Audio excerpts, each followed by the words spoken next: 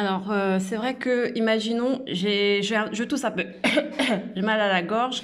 Alors, qu'est-ce que nos savoirs ancestraux nous ont appris, notamment, bah, bien sûr, grâce à la connexion avec Allah, qui nous indique, par intermédiaire de visions, de rêves, d'expériences et de savoir, euh, que, par exemple, le miel avec du gingembre, ça peut nous aider comme une sorte de sirop guérisseur, par la permission d'Allah, bien entendu. Donc on va prendre ce sirop à base de miel et de gingembre.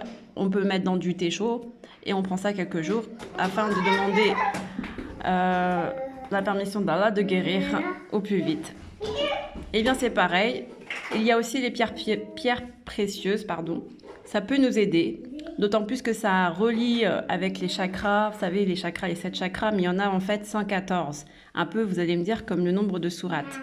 Alors, je sais qu'il y a beaucoup de gens qui sont réticents encore, mais on est obligé d'avancer pour aller vraiment au cœur des sujets. Et pour ceux que ça intéresse, je vous invite donc à travailler aussi dans ce sens. Et bien entendu, toujours en permission, avec la permission d'Allah et dans cet esprit d'Allah l'unique, sans shirk. Donc, si vous utilisez les pierres précieuses afin de guérir certains problèmes, certains aspects conflictuels dans votre corps, au niveau des émotions, au niveau de la physiologie et de votre physique, etc., de votre mental, et des énergies qui sont tout autour, parce qu'il faut savoir que les pierres précieuses communiquent avec la nature, avec l'invisible, donc avec les djinns, tout ça. Et il faut faire très attention parce que certaines pierres précieuses sont adaptées pour vous et d'autres pas. Et donc, je vous ai mis dans cette barre d'infos un lien de vidéo qui vous montre donc des bagues avec des pierres précieuses dedans et chacune a leurs propriétés qui vous conviennent plus ou moins. Ce que j'aimerais en fait détailler et développer avec vous, c'est la science des pierres précieuses. Il n'y a pas que en islam que ça se fait dans toutes les civilisations, chez tous les peuples. Les Français sont aussi experts en la matière.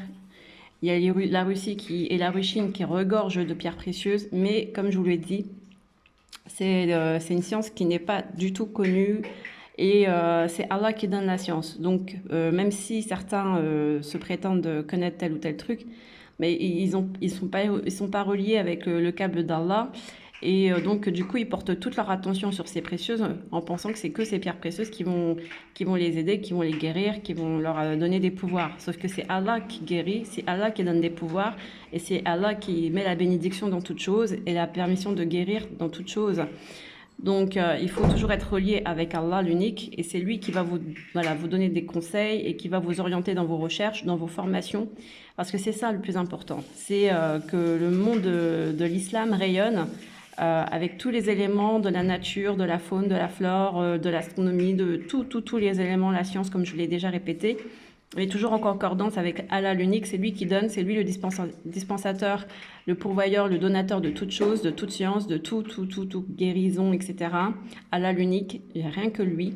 Et c'est pas à travers des objets que nous prétendons guérir. Hein. C'est pas parce qu'on va avoir tel ou tel bac qu'on va guérir. Non, faut vraiment bien comprendre ça parce que c'est ça le shirk.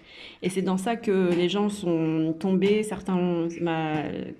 Que les gens ont peur aussi de tomber et du coup ils ont abandonné tout ce qui est bagues, pierres précieuses, etc. Alors que le prophète Mohammed sallallahu alayhi wa sallam, apparemment, il en mettait. Et surtout avec la cornaline. Et c'est lié, la cornaline, une pierre précieuse qui est liée au chakra sacré, au niveau du sacrum. Donc il y a la queue de cheval, c'est les nerfs de la queue de cheval. Avec, je vous parle toujours de la colonne vertébrale. Et là-dedans, il y a le liquide céphalo-rachitique. Et à la fin, il y a la moelle épinière qui distribue donc les nerfs. Et il y a toute une panoplie de nerfs au niveau du sacrum, au niveau de la hanche. Et ça s'appelle la queue de cheval. Et donc, il y a une forte puissance sexuelle, énergie sexuelle, que tout le monde est doté dedans, de cette énergie et qu'il faut savoir bien la maîtriser, la gérer par la permission d'Allah. Et donc, il y a beaucoup d'enseignements dans le Coran qui s'apparentent à cette puissance énergie sexuelle, mais c'est pas dit ouvertement. Bien entendu, il y a la pudeur, il y a l'intimité, etc. Mais quand vous étudiez bien en profondeur le Coran, c'est bien indiqué et c'est pas du tout quelque chose de tabou, hein. C'est quelque chose de bien explicité. D'où, en fait, la nécessité de se mettre en relation avec les sciences du chakra, etc. Alhamdulillah Rabbil Alamin, je vous laisse, je vous embrasse. Et regardez le lien ci-dessous dans la barre de description, c'est très très intéressant. Alhamdulillah Rabbil Alamin.